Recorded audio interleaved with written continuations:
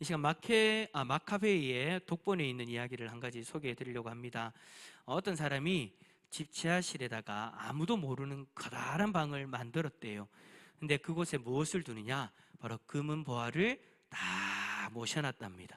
거기다가 아무도 모르는 방에다가 금은 보화를 딱 모셔놓고 감춰두고 매일 밤마다 거기에 내려가가지고 그것들을 쑥 만지면서 흐뭇한 눈으로 그렇게 바라보았대요. 그러면서 그는 보물을 만지면서 이렇게 이야기합니다. 오 사랑스러운 나의 금은 보아요, 세상에 너희들 외에 무엇이 내게 기쁨을 주겠느냐라고 그렇게 말하고는 했대요. 그러던 어느 날 그가 매일 저녁마다 이제 그 방에 들어갔으니까 어느 날 저녁에도 그 방에 들어갔는데 실수로 그만 그 방의 문을 닫아버린 거예요. 근데 문제는 뭐냐?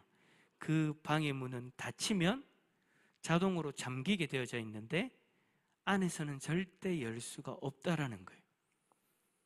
그 금은 보화를 보면서 참 행복을 누렸던 사람인데 자신의 모든 것이다라 이야기하고 자신의 행복을 기쁨을 주는 것들이다라고 이야기했는데 그것 때문에 결국에는 그 방 안에, 아무도 모르는 그 방 안에 갇혀버린 거죠. 아무도 모르는 비밀 장소이다 보니까 사라진 그를 찾을 수가 없는 겁니다.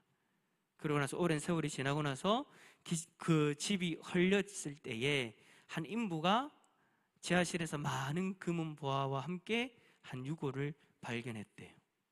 재물을 그렇게 의지하고 그것으로 인해서 참 행복했던 사람이지만 도리어 그것으로 인해서 자신이 죽게 된 어리석은 부자의 이야기이죠. 이 이야기를 듣고 저는 이 어리석은 부자의 모습이 혹 우리의 모습일 수도 있겠다라는 그런 생각이 들더라고요. 사람은 의식주에 필요한 것들을 해결하기 위해서는 재물이 반드시 있어야 합니다. 하지만 그 재물이 어느 순간 우리에게 해를 끼칠 수 있는 존재가 될 수 있다는 것도 우리는 알아야 돼요. 기억해야 돼요. 방금 제가 말씀드렸던 그 부자의 모습처럼 말입니다. 오늘 시편의 말씀은 바로 이러한 사람들을 향한 시인의 부르짖음이 기록되어져 있어요. 49편의 시편의 저자는 간절하게 외칩니다. 우리 1절과 2절 다시 한번 읽어볼까요? 1절과 2절입니다. 시작. 무릇 백성들아 이를 들으라, 세상의 거민들아 모두 귀를 기울이라, 귀천빈부를 막론하고 다 들을지어다. 아멘. 이 외침을 통해서 시편 기자는요 우리에게 간절하게 외칩니다. 도대체 시편 기자는 도대체 우리에게 무엇을 말하고 싶은 걸까요? 우리가 무엇을 깨닫기를 원하기에 자신의 지혜의 귀를 기울여라 라고 그렇게 이토록 간절하게 외치고 있는 걸까요? 그것은 오늘 시편 말씀을 쭉 읽어보면 이런 겁니다. 인간의 지혜와 재물이 얼마나 허망한가, 그리고 무엇에 가치를 두고 살아야 되는가, 시편 기자는 이 땅을 살아가는 우리가 깨닫기를 원했다라는 거예요. 그냥 들을 자는 들을지어라가 아니라 모두 다 들어라, 이것을 반드시 기억해라 라는 그 간절한 외침을 하고 있는 거죠. 사랑하는 성도 여러분, 우리 주위를 한번 돌아보십시오. 지금 이 세상은 물질 만능주의가 되어져 버렸습니다. 돈 있는 자가 큰 소리 치고 많이 배운 자가 목을 뻣뻣이 들고 그렇게 다니죠. 그렇게 다녀도 누구 하나 뭘 할 수가 없어요. 그만큼 그것들을 가지고 있는 만큼 권세도 그렇게 있으니까. 그래서 너도 나도 돈을 벌기 위해서, 많이 벌기 위해서 발버둥을 치고 더 많이 배우기 위해서 치열한 경쟁을 하죠. 시편 기자의 시대와 지금 우리의 시대상은 똑같은 것 같습니다. 시편 기자는 이러한 세상에서 살고 있는 우리에게 재물과 인간의 지혜가 얼마나 허망한지에 대해서 외치고 있는 거예요. 자, 그렇다면 인간의 재물이 왜 허망하다라고 얘기하는 걸까요? 6절부터 8절의 말씀, 오늘 읽었던 6절부터 8절까지의 말씀을 정리하면 이렇습니다.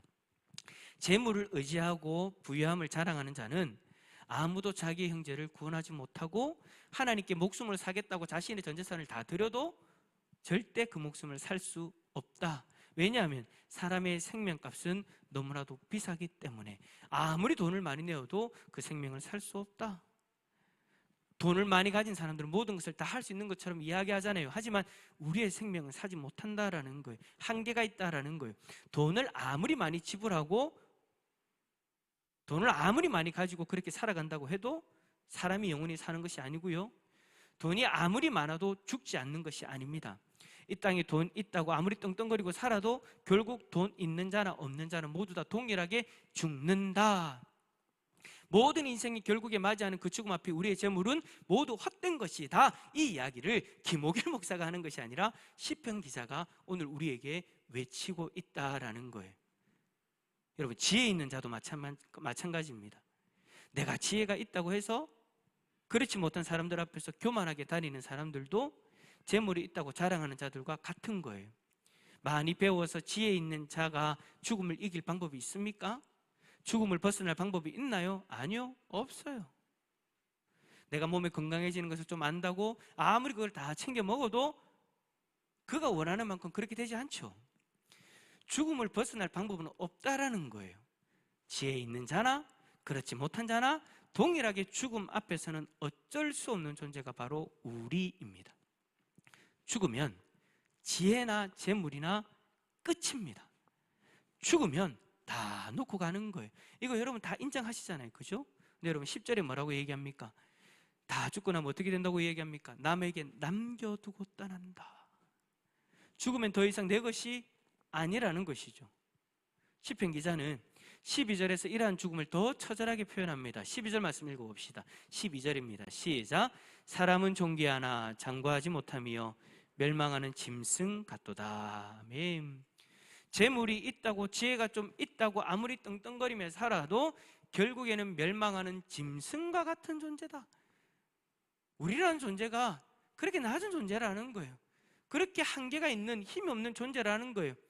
이들이 결국에 죽으면 어떻게 되는 것일까요? 14절에 이 땅의 재물과 지혜로 치장했던 그 아름답고 부러웠던 모습은 다 사라지고 어디에 떨어진다고요? 스월에 떨어진다. 지옥이 그들의 거처가 된다라고 이야기를 하는 거예요. 그래서 시편 기자가 우리에게 외치는 거예요. 그렇게 살아도 좀 험한 인생이 되지만 끝난다. 그냥 뭐 그렇게 다들 끝난다. 그냥 거기서 끝이면 아무 문제가 없어요. 시편 기자가 그렇게 외칠 필요도 없어요. 근데 끝난 이후에 어떻게 되느냐? 스월에 빠지니까 시편 기자가 그렇게 간절하게 외치는 거죠. 재물과 지혜의 허망함을 깨닫고 더 이상 그것들을 자랑하는 교만에 서지 말라고 우리에게 외치고 있는 겁니다. 자, 그러면 아니 우리가 그런 것들에 그렇게 가치를 두지 않고 살아간다면 어디에 가치를 두고 살아야 되느냐? 15절 말씀 한번 읽어봅시다. 15절입니다. 시작. 그러나 하나님은 나를 영접하시리니 이러므로 내 영혼을 스월의 권세에서 건져내시리로다. 아멘. 여러분 15절 말씀 읽어보니까 내가 누구를 의지해야 될 것 같습니까? 하나님이시죠. 여호와 하나님, 하나님만이 우리를 스월에서 건져내시는 하나님이신 줄 믿습니다. 하나님께서 그렇게 우리를 스월에서 건져내시기 위해서 이 땅에 누구를 보내셨어요? 독생자 예수 그리스도를 이 땅에 보내주셨어요. 할렐루야. 우리를 구원하시는 그 하나님께 우리는 우리의 가치를 두고 그 하나님을 의지하며 살아가야 되는 거죠. 그것이 바로 하나님 백성다운 모습인 줄 믿습니다. 지혜와 재물을 의지하는 것이 아니라 우리를 구원하시는 하나님만 의지해야 되는 거예요. 지혜와 재물은 내가 의지하는 대상이 아닙니다. 나의 자랑거리가 되어서도 안 됩니다. 지혜와 재물은 하나님이 기뻐하시는 일들을 감당하기 위해서 사용되어야 될 도구일 뿐인 거예요. 그런데 여러분 이것이 바뀌어져 버린 사람들이 있으니까 문제가 되죠. 나는 하나님 백성이라고 이야기를 하는데 그 재물과 그 지혜를 바라보는 그 모습이 여전히 세상 사람들과 같은, 그러니까 불신자와 같은 하나님 백성 되기 전의 모습과 같은 모습이면 문제가 된다라는 거예요. 우리가 하나님의 백성이 되어지면 이제 나에게 주어진 재물과 지혜를 하나님이 기뻐하시는 일에 사용하기 위한 도구로 쓰기 위해서 우리의 생각이 바뀌어야 되는데 여전히 예수님 믿기 전에 하나님 백성 되기 전에 그 재물과 그 지혜를 의지했던 그 모습, 그것이 모든 것이 나를 행복하게 해줄 수 있는 모든 것이다라고 여겼던 그 모습 그대로 서게 된다면 그게 문제가 된다라는 거예요. 지혜와 재물을 자신의 전부이고 자신의 의지할 대상으로 여기고 살아가면 이것이 여러분 문제인 거예요. 우리는 존재는 분명히 하나님 백성이라는 존재로 바뀌었는데 그렇다면 우리가 재물과 지혜를 바라보는 우리의 시선도 바뀌어야 되는데 바뀌지 못하고 여전히 하나님이 아니라 재물과 지혜를 의지하며 살아간다면 뭐가 안 맞는 거죠. 이것들이 풍족히 있으면 가슴 펴고 딱 살아가니까, 당당하게 살아갈 수 있으니까 우리가 그렇게 여기고 그렇게 살기 위해 노력하지만 어느 순간 그것들이 없으면 우리 어떻게 됩니까? 내 인생이 망한 것으로 여기고 인생을 포기해버리는 사람들도 있잖아요. 그러한 모습은 하나님 백성다운 모습이 아니다라는 거예요. 그러한 사람들은요, 지혜와 재물을 위해서 하나님을 믿어요. 날마다 이것들을 더 가지기 위해서, 더 누리기 위해서 기도하죠. 그래서 하나님이 이것을 부어주시면 하나님을 찬송하고 하나님 앞에 감사하고, 이것들이 자신에게서 부족하고 사라지기 시작하면 불안과 공포를 경험하면서 결국에는 어떻게 됩니까? 하나님을 버리는 자리까지 나가게 되더라라는 거예요. 여러분께 여쭤보겠습니다. 여러분이 이 시간 하나님을 예배하는 자로서 이 자리에 앉아 계시는데 여러분 이러한 삶을 살기를 원하십니까? 하나님 백성이 되었는데 여전히 재물과 지혜를 구하면서 그것들이 채워지면 어깨 쫙 펴고 사라지면 불안해하고 두려워 떨고, 그래서 하나님 앞에 원망하고 그러다가 하나님을 불신하는 자리까지 그렇게 살기를 원하시냐라는 거예요. 아니죠. 여기 있는 모든 분들이 그런 삶을 원하지 않는 줄 믿습니다. 그렇게 그런 삶을 살 수 있기를 소망합니다. 그것을 원하지 않는 삶, 그것을 거부할 수 있는 삶, 간절히 바라기는 이 땅에서 잠시 내 손에 주어지는 것에 여러분의 인생의 가치를 두지 않기를 바랍니다. 그렇다면 우리는 어디에다 가치를 둬야 된다고요? 우리를 구원하시는 하나님께. 할렐루야. 하나님께 가치를 둔다라는 것은 내 육신을 위해 살아가던 그 모든 것들을 하나님을 위해 살아가는 것으로 바꾼다라는 거예요. 고린도전서 10장 31절 화면 보면서 한번 읽어볼까요? 고린도전서 10장 31절 시작. 그런즉 너희가 먹든지 마시든지 다 하나님의 영광을 위하여 하라. 아멘. 내 육신의 영광을 위하여 돈을 버는 것이 아니라는 거예요. 내 육신의 안위를 위하여서 나의 지혜를 사용하는 것이 아니다라는 거예요. 뭘 위해요? 하나님의 영광을 위하여. 하나님의 영광을 위하여 돈을 벌고요, 하나님의 영광을 위해서 내 지혜를 사용하는 거예요. 이렇게 하나님의 영광을 위한 도구로 돈과 지혜를 바라보는 사람들은요, 달라요. 이들은 돈과 지혜가 있고 없고가 중요한 것이 아니에요. 자신의 인생을 하나님이 어떻게 사용하실지가 중요한 거죠. 가치가 완전히 다른 거예요. 하나님을 믿지 않는 사람들은 그것들이 더 있어야 내가 행복하다라고 생각하지만, 하나님 백성인 우리는 그것들이 있어서 행복한 것이 아니라 하나님이 나를 통해서 어떤 일들을 하실까를 바라보면서 행복해하는 사람인 거예요.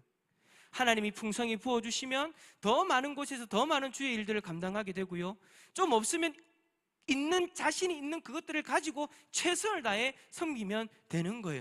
그렇게 섬기며 나아갈 때에 우리는 하나님 백성으로서 누릴 수 있는 참된 행복을 누리게 되는 줄 믿습니다. 그러니까 돈 있고 없고가 우리의 행복의 기준이 아니라 하나님이 우리의 행복의 기준이 되어져서 하나님이 나를 어떻게 사용하실까? 오늘 하루를 하나님 나를 어떻게 사용하셨나? 그것을 바라보면서 행복해한다라는 것이죠. 이런 사람들에게 있어서는 지혜와 돈이 감사의 제목이 아니에요. 이들에게는 하나님이 베풀어 주신 구원의 감사가 넘치고요, 지혜와 돈 외에 하나님이 이미 허락하신 소중한 것들을 바라보면서 감사의 고백을 풍성히 드릴 수 있는 사람들인 줄 믿습니다. 그래서 돈이 좀 없고 지혜가 좀 없어도 행복한 거예요. 하나님의 백성은요, 좀 궁핍해도요 행복할 수 있어요. 세상 사람들은 그렇지 못한다고 이야기할지 몰라도 우리는 행복할 수 있어요. 하나님이 이미 나에게 허락하신 수많은 것들을 바라보면서 감사할 수 있고요, 행복해할 수 있는 거예요. 하나님이 주신 것들을 바라보면서 날마다 감사가 넘치는 행복한 삶을 살아갈 수 있기를 축복합니다. 사랑하는 성도 여러분, 지금 우리의 모습을 한번 봅시다. 코로나19로 인해서 우리 모두가 물질의 어려움을 겪고 있죠. 많은 분들이 이 물질의 어려움 때문에 허덕이고 있는 분들도 있어요. 너무나 고통스럽고 힘이 들죠. 하지만 그것이 여러분 손에서 잠시 잠깐 없어진다고 해서 여러분의 인생이 망하는 것이 아니라는 것을 기억하시길 바랍니다. 여러분들이 욕심부리고 있는, 꿈꾸고 있는 그 정도의 풍족한 삶을 못 살지는 몰라도 여러분의 인생이 망한 것은 아니에요. 내가 원하는 기준만큼 못 산다고 해서 내가 망한 것이다. 그거는 여러분 세상적인 기준인 거예요. 하나님의 기준은 그게 아니잖아요. 여러분 잘 알고 계시잖아요. 우리는 그것이 있어야 살아갈 수 있는 존재가 아니라 하나님 때문에 살아갈 수 있는 존재인 줄 믿습니다. 지금과 같이 어려울 때 여러분의 시선을 하나님께 집중할 수 있기를 바랍니다. 하나님의 뜻에 귀를 기울일 수 있기를 바랍니다. 내 손에 얼마나 들려있는가? 내 손에서 얼마만큼 빠져갔는가? 내가 이것으로 인해서 얼마만큼 손해를 받는가? 거기에 하나하나에 신경을 기울이면서 여러분들의 마음을 자꾸 나락으로 떨어뜨리지 마시고 하나님을 바라보셨으면 좋겠어요. 하나님의 뜻을 구하셨으면 좋겠어요. 그래야면 재물을 의지하는 그 마음이 하나님을 의지하는 마음으로 변화가 되어질 줄 믿습니다. 지금과 같은 어려운 시기에 우리의 마음을 하나님께 더욱 집중함으로 인해서 하나님이 주시는 귀한 평강을 누리시는 우리 성도님들 다 되어질 수 있기를 축복합니다. 축복합니다.